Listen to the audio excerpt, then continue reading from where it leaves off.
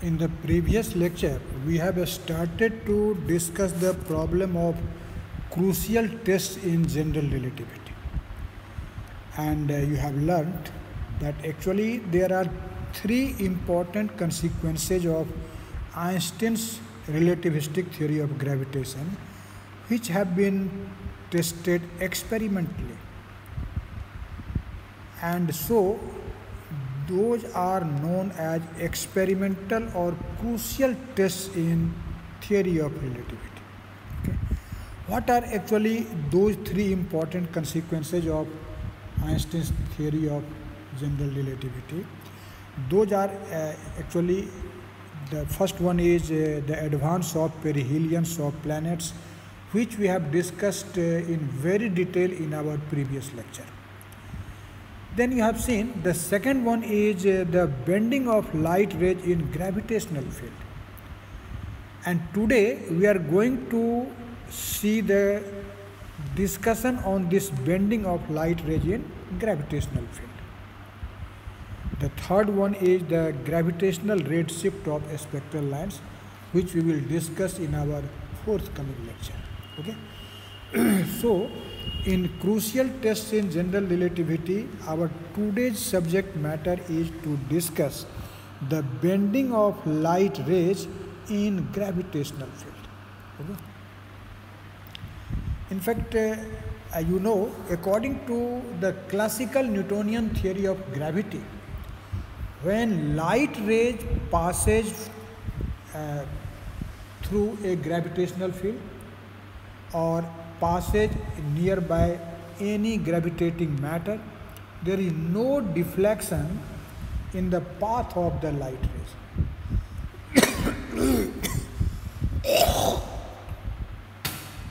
Sorry, because according to Newtonian theory, gravity is effective only when the two interacting bodies have masses. Light has no mass, so in accordance with Newtonian theory, there will be no gravitational force on the light due to any heavenly bodies. Okay? And so, light rays is unaffected of gravitational field according to Newtonian theory. But according to Einstein's theory, gravity is not caused by mass. It is due to the curvature of our space-time. And therefore, in accordance with Einstein's relativistic theory of gravitation, you will see that the light rays will be affected by gravity of a celestial body, and it will bend from its original path. It will deviate from its original path. So this is the very important consequence of general relativity, or particularly the Einstein's theory of gravitation. Okay? And how we will discuss it in an analytical way? For this, you have to recognize, you have to remember what we have learned in our previous videos. In fact, in our previous lecture, we have seen what is the equation of orbit of any particle or any planet, you can say, in the gravitational field of the sun.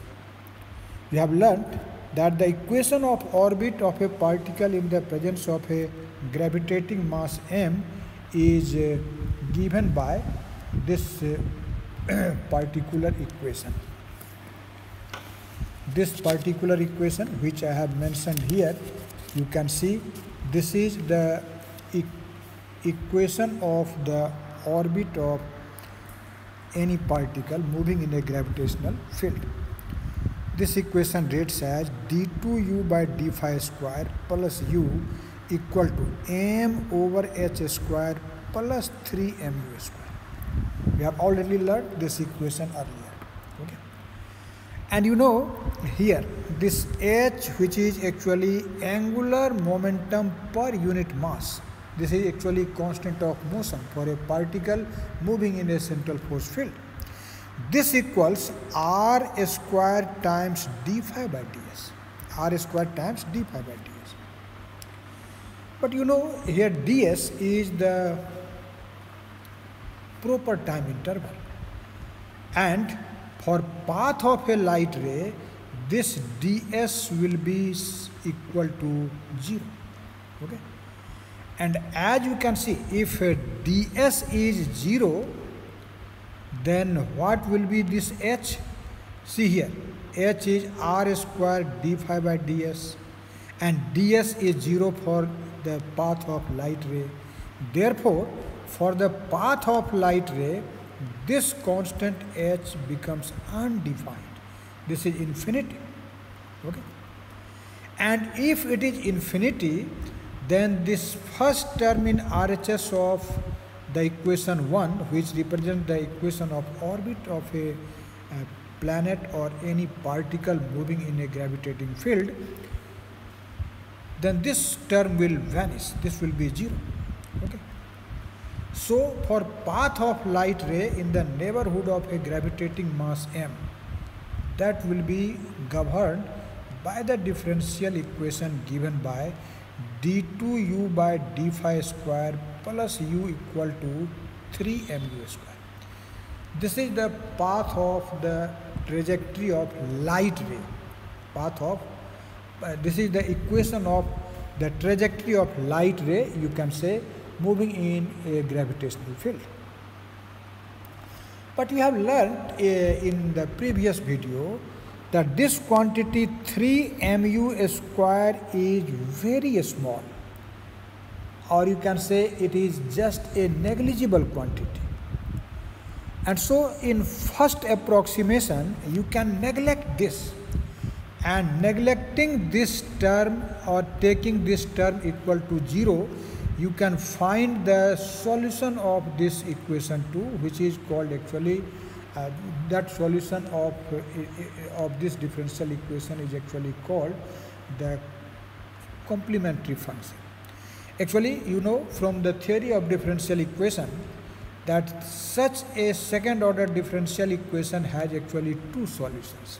First one is called complementary function and another is called the particular integral. The complementary function is obtained by setting this RHS equal to 0. Okay? So when you will take in first approximation this term 3mu square equal to 0, then you will get the complementary function of this this equation 2. Okay? And therefore our equation becomes d2u by d phi square plus u equal to 0. And this is a well-known equation of the theory of differential equation, and you can write its solution very easily. You know, you have definitely studied in the chapter oscillation that such a function u is definitely an oscillatory function. Okay? So solution of equation 3 is just a oscillatory function, and it is given as u equal to a cos phi plus b sin phi.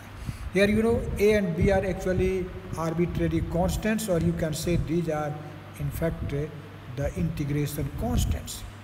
Okay? And here phi is also a constant, and these a and b can be evaluated by using the proper boundary condition. So what are actually the proper boundary conditions to evaluate a and b? Now let us see. In fact, these boundary conditions are when phi is equal to 0, then u is equal to 1 over capital R. We consider that for different value of phi, you have different value, and you know u is equal to 1 over a small r, and for a particular value of u which is 0, we consider that this small r becomes capital R. So the first boundary condition is u is equal to 1 over capital R when phi is equal to 0. Actually, this capital R also represents the distance of the light ray, shortest distance of the light ray or least distance of the light ray from the center of the gravitating object. Okay? And in this condition, when phi is equal to 0, then du by d phi is equal to 0. Because u has a particular value 1 over r, so therefore du by d phi will be equal to 0. So these are the two boundary conditions. At phi equal to 0, u is equal to 1 over capital R, and at phi equal to 0, du by d phi is also equal to 0. Now applying these two boundary conditions on equation 4, you can obtain the value of the arbitrary constants a and b. First of all, let us apply this condition. At phi equal to 0, u equal to 1 over capital R. Okay? So at the place of u, you must take 1 over capital R. Okay? And at the places of phi in RHS, we will take 0. So in RHS, the first term will be a cos 0. Cos 0 is 1, so this is simply a, and plus b sin 0. Sin 0 is 0, so the second term is 0. So you can see we simply get a equal to 1 over capital R. So this is the value of the first arbitrary constant. Now, to apply the second boundary condition, that is du by d phi equal to 0 when phi equal to 0. For applying this condition on equation 4, first of all, let us find the value of du by d phi. Okay? So you can see du by d phi will be simply equal to minus a sin phi plus b cos phi. Now apply the condition. Take phi equal to 0, and you know when phi is 0, then du by d phi is 0. So in LHS there will be 0, and here a sin 0, but sin 0 is 0, so first term becomes 0. And b cos 0 is 1, so this is simply b. Therefore, the another constant comes out to be b equal to 0. So in this way, applying these two boundary conditions, we have evaluated the proper values of the arbitrary constants a and b. You can see a is equal to 1 over capital R and b is equal to 0. Okay? And therefore, the solution of this integral, this equation 3, or you can say the complementary function, what will be that? We will substitute the value of a and b in equation 4 for getting the complementary function. If it is, let us say u1, then this will be a cos phi. A is 1 over r, this is 1 over r cos phi, but b is 0, so this second term will vanish. Therefore, the solution of that equation is u equal to 1 over r cos phi. Okay? Now, if your aim is to obtain the second approximation, what you will do? Just as you have followed the mathematical steps in my previous lecture, the technique is almost same. You can see, for obtaining the second approximation, we will substitute this value of u in RHS of this equation 2. That is, at the place of this u, we will put 1 over r cosine of phi. So you can see the differential equation of the orbit now becomes d2u by d phi square plus u equal to this much, 3m times u square, but u is 1 over r cos phi, so this will be 3m over r square cos square. Okay? Now see the form of this equation. This equation will have a particular solution, and what will be that particular solution you can easily see by observing the form of this solution. In accordance with the theory of differential equation, you can say that if u1 is the particular integral of that very equation, then this is given by 1 over 1 plus d square operated on 3m over r square cos square phi.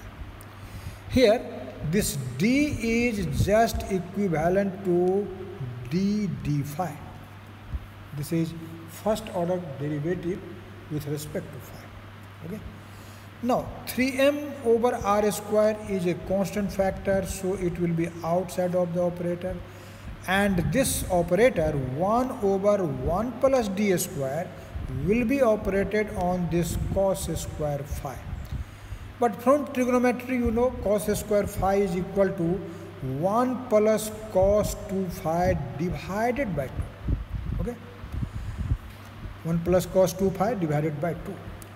Now, this can be written as 3m over 2r square. This 2 has been written here. 1 over 1 plus d square. Now, instead of 1, you can write e to the power 0. E to the power 0 and plus cosine of 2 pi. Now, when you will operate this 1 over 1 plus d square on this, the result will be e0 over 1 plus 0 plus cos 2 pi by 1 minus 2 square. I think you have an idea of this operator. Okay. And this first term is simply 1, and 1 minus 2 square, this will be minus 3. So the second term is minus cosine of 2 phi over 3. Okay. Now, when you will take LCM or in the square bracket, inside the square bracket, then the result is m by 2r square times 3 minus cosine of 2 pi. And you can say that u1 is equal to m over r square times cos square phi plus 2 sine square pi. Actually, this 3 minus cos 2 pi divided by 2 can be written like this. You can check it by using the proper trigonometric formula. So in this way, we have obtained the particular integral of that very differential equation. Now, that original equation of orbit has actually two solutions. First one is complementary function, and this second solution is its particular integral. Then the actual solution of that very equation will be the sum of these two solutions, and therefore the complete solution of that equation 2, after considering the second order of approximation, is given by u. This is 1 over r square cos phi. This is actually complementary function, and plus m over r square cosine square phi plus 2 sine square phi. This is actually the particular integral. This is its complete solution. Okay. Now, let us use a simple algebra. We will multiply this equation 8 both sides by the factor r divided by u, r by u. So when you will multiply by r by u, the LHS becomes simply r. U will cancel out. First term in RHS will become cos phi by u. Here r will cancel out. And in second term, one of the r will cancel out, and the term will be m over r times cosine square phi plus 2 sine square phi over u. Okay. And you know, r is equal to 1 over u. Therefore, if we will write a small r instead of 1 by u, then capital R will be r cos phi plus m over r cos square phi plus 2r sine square. Okay? Now, if we will introduce the Cartesian coordinate, let us say P is a point here whose Cartesian coordinates are xy, and its its polar coordinates are r, phi. Then you know the transformation equation. From this figure you can easily say that x is equal to r cos phi and y is equal to r sin phi. Easily you can check it. And from here this cos phi will be equal to x over r and sin phi will be y over r. So when we will use these results in the above equation for r, you will get r equal to x plus m over r times x square plus 2y square over square root of x square plus y square. Actually, instead of r, we will write square root of x square plus y square. I have done some algebra here, you can check it. Okay? And therefore, x is equal to r minus this much. Okay? Actually, you know, x equal to r, x equal to constant. This is equation of a straight line. Equation of a straight line which will be parallel to y-axis. So, the presence of this second term in this equation indicates that this equation is not an equation of a straight line, but the light ray has been deviated from its straight line path x equal to r slightly. So this second term is the measure of the slight deviation of light rays from its straight line path defined by x equal to r.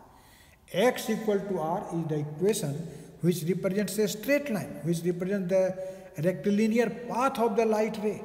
But the presence of this second term just indicates, just measures that there will be some deviation of light ray from its original straight line path when it is in a gravitational field.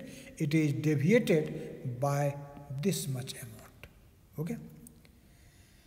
But you know that this quantity y, if you take y very large in comparison to x, then in comparison to y, x may be neglected. So in fact in RHS, in the second term, in numerator, this x square will be neglected and denominator x square will be also neglected. And so you can see from here that this x will be then equal to r minus m over r plus minus 2y, y plus minus because there will be in fact here root over y square, and that will be plus minus y. So, and one of the y will in the numerator will cancel. So I have taken here the plus minus sign. It means x will have two values. First value will be obtained by taking this minus sign. When you will take this minus sign, x is equal to r plus 2my by r, and when you will take plus sign, x will be r minus 2my by r. Okay? Actually, these two equations can be written in this manner: y equal to r by 2mx minus this much, y equal to minus r by 2mx into this much, plus this much. Actually, you can see these are the equation of a straight line in slope form. You have studied in coordinate geometry y equal to mx plus c. Here, m is the measure of slope. Don't confuse this m with this m present in our calculation. In coordinate geometry, this m is the measure of slope of the straight line.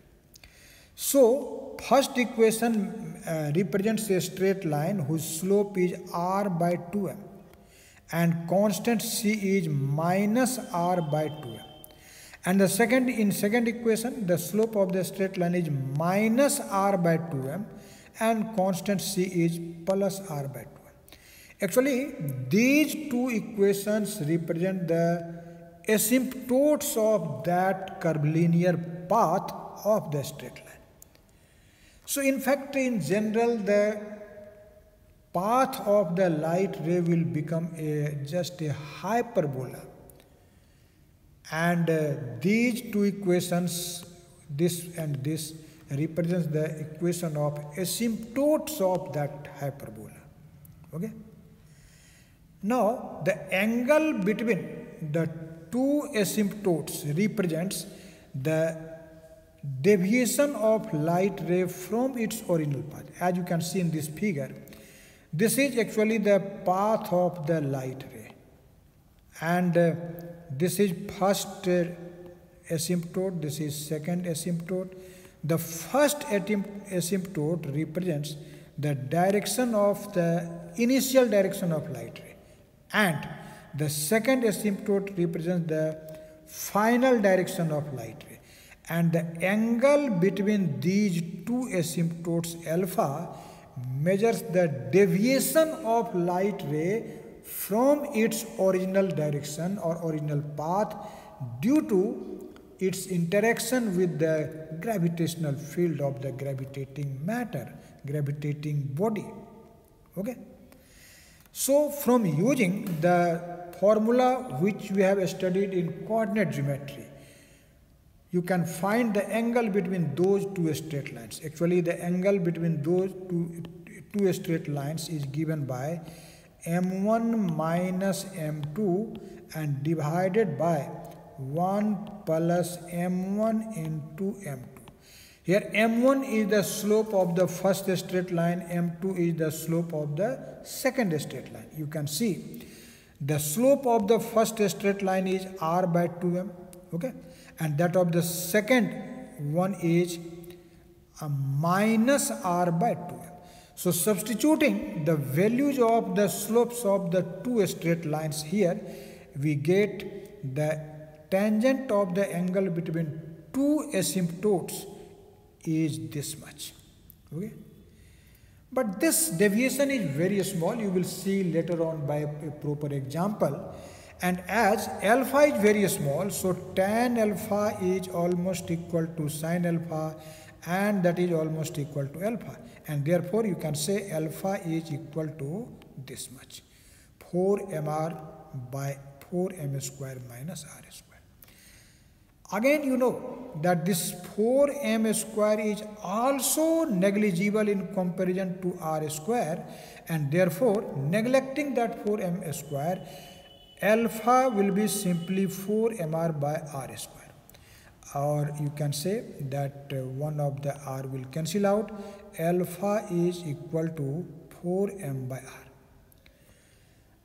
Now, you know this small m is given by, you have studied it in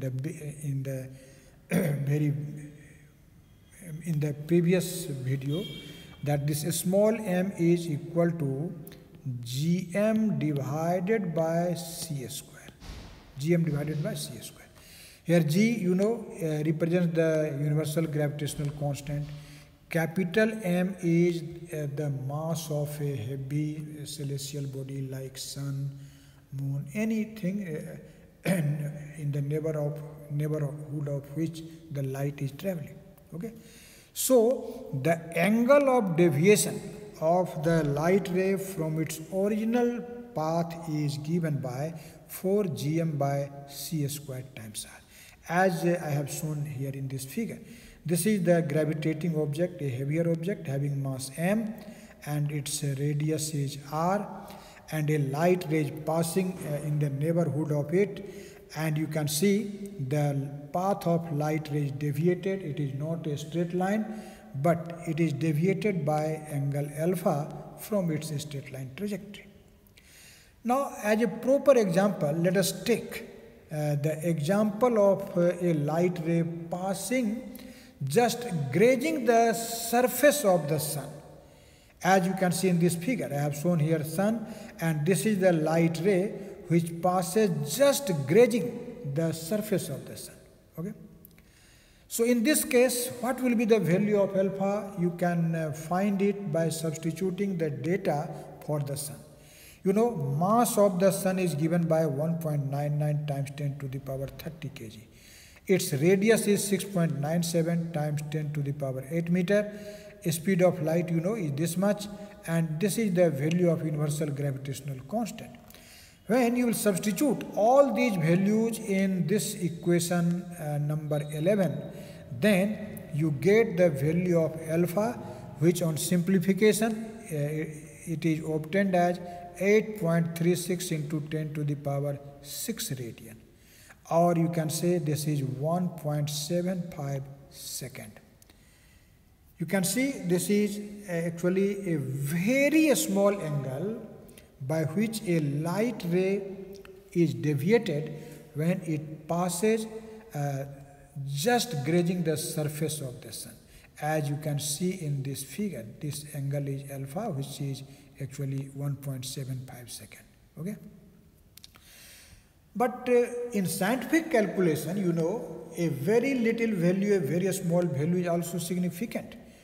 In accordance with Newton's theory of gravity, when light ray will pass just in grazing the surface of the sun, there will be no deviation of light ray. Light ray is not affected by the gravity of the sun, but in accordance with Einstein's general theory of relativity, the light ray is affected by the gravity of the sun, and it gets deflected. Okay, so this result has been actually tested experimentally.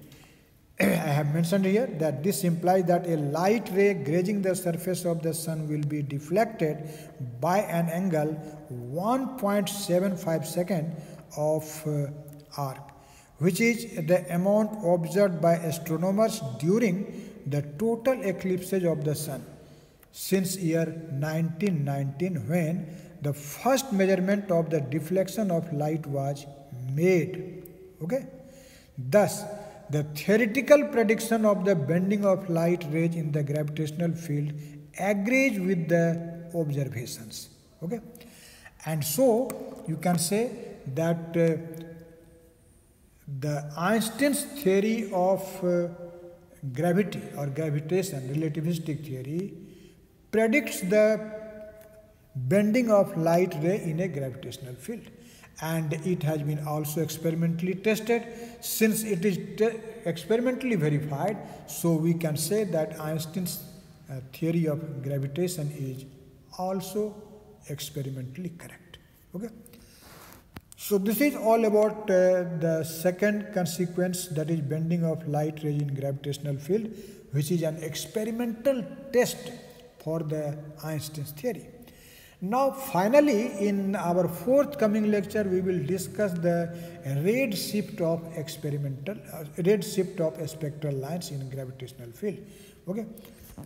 Then we will actually complete our lecture on the crucial tests of general relativity. Okay. Thank you very much.